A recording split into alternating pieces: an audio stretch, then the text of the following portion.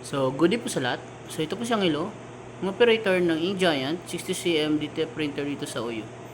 So, last week nakapag-run po ako ng 176 meters. So, andito po yung head area ko po.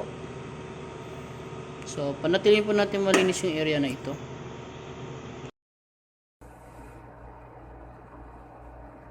So, andito po yung AVR ko po. So, sa 220 volts po nakakabit yung printer natin. So, andito po yung ground.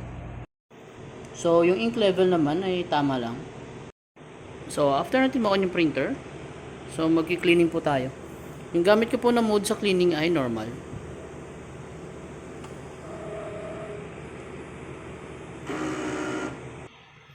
So, after natin mag-clean, magna-nozzle test po tayo.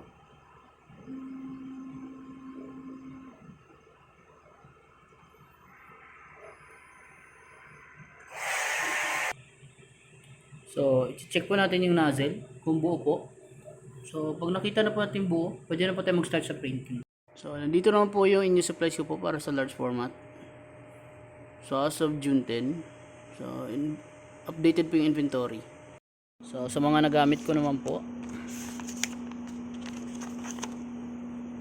So, last week, nag-consume po ako ng 2 white ink. Isang 5 kilograms na pack white powder at 2 60cm DTF film. So, punta naman tayo sa output.